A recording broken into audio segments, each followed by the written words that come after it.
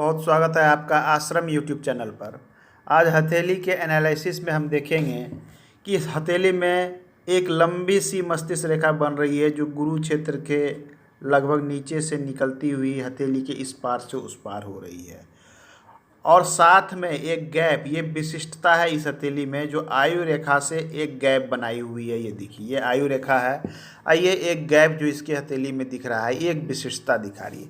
तो ये गैप क्या कहता है?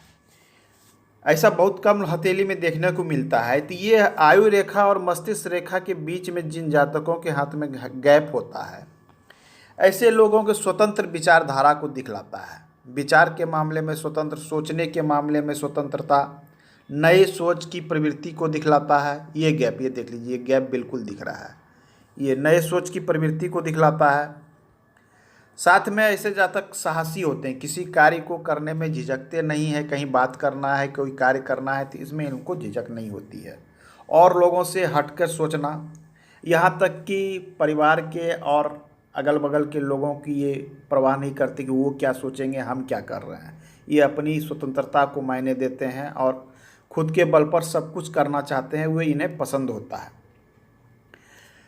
ऐसे जातक अति साहसी होते हैं। जब मस्तिष्क रेखा, और ये हमारी मस्तिष्क रेखा है जिसे ये देखिए, और ये हमारी आयु रेखा, जब इन दोनों में गैप बन जाता है तो ऐसे व्यक्ति साहसी हो। कभी कभी जब अत्यधिक गैप हो जाता है तो ऐसे व्यक्ति अति साहस कभी कभी दुस्साहस में भी बदल जाता है, जो कि बाद में नुकसान करता है। तो ये अति साहसी होते हैं।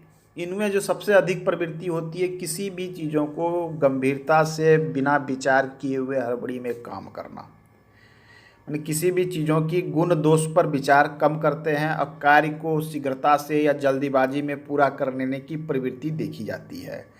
तो ये जल्दीबाजी के कारण इनको बाद में नुकसान भी देखने को मिलता है।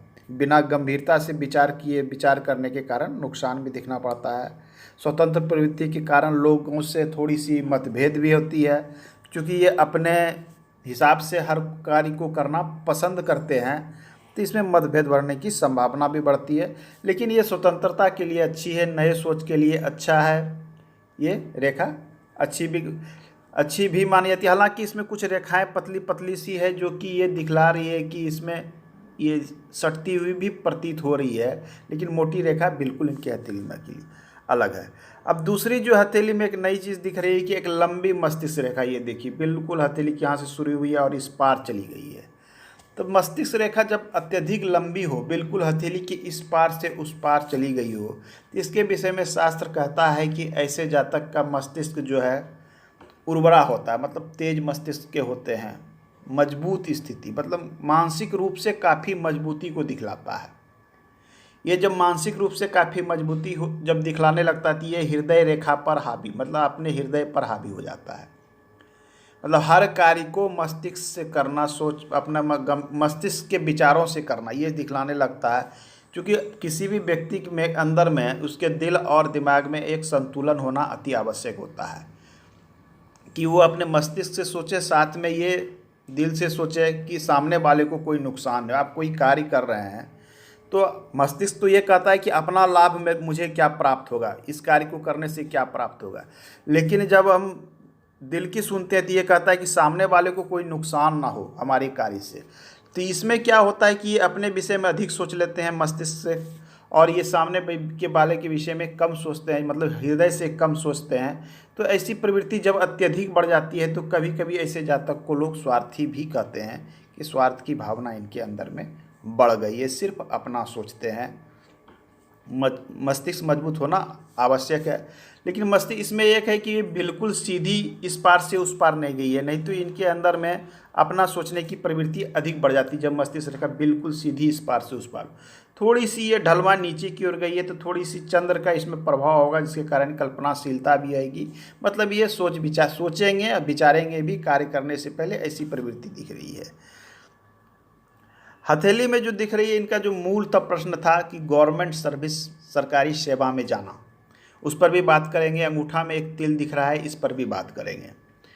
तो सरकारी सेवा के लिए जब सूर्य पे नज़र देखते हैं, सूर्य ग्रह की स्थिति तो सामान्य दिख रही है, लेकिन इस पे जो रेखाएं हैं कुछ स्पष्ट नहीं दिख रही है, बिल्कुल इस प्रकार से छोटी छोटी रेखाएं दिख रही है। जबकि सर्विस के लिए एक अगर स्पष्ट रेखा होती है तो ये कम इफोर्ट माने कम परिश्रम में आपको गवर्नमेंट सर्विस पाने में सफल करने में एक सपोर्ट प्रदान करती है। लेकिन जब रेखा छोटी छोटी हो इस प्रकार से तो आपको जो है परिश्रम अधिक करना पड़ेगा तो आपको गवर्नमेंट सर्विस प्राप्त होगा सरकारी सेवा के लिए। चूँकि राज्य का लाभ सूर्य दिखलाता है, सूर्य ग्रह की स्थिति तो अच्छी है, राज्य द्वारा लाभ दिखला रहा है, लेकिन ग्रह में रेखा कमजोर स्थिति में है तो आपको सूर्य संबंधित कुछ उपाय भी करने होंगे ताकि सूर्य की स्थिति मजबूत बने। अब हथेली में हम भाग्य की ओर आते हैं। जो ग्रहों की स्थिति अच्छी है इसलिए घबराने की आवश्यकता नहीं है। सूर्य ग्रह की स्थिति अच्छी है, गुरु अच्छी स्थिति में दिख रहा है, शुक्र अच्छे स्थिति में दिख रहा है, जो ये बतला रहा है सुख सुविधा। शुक्र जो है सुख सुविधा को दिखलाता है, अच्छे रहन सहन को दिखलाता है। तो शुक्र पर्वत की स्थिति अच्छी है, मंगल की स्थिति अच्छी है। मंगल आपको अति साहसी बनाता है, साथ में आपको अच्छे घर में रहने का मौका, अच्छे भूमि की प्राप्ति, अच्छे घर की प्राप्ति को भी दिखलाता है। तो ग्रहों की स्थिति हथेली में अच्छी है, लेकिन सूर्य रेखा थोड़ी कमजोर है। आप सूर्य से संबंधित उपाय कर लें तो बेहतर होगा। आज के अंक में इतना ही। हथेली में अन्य बातें जो छूट गई है जैसे उंगलियों की स्थिति, इसके विषय में हम अगले अंक में बात करेंगे। यहाँ एक तिल है, इसके विषय में अगले अंक में बात करेंगे। आज के अंक में इतना ही। धन्यवाद।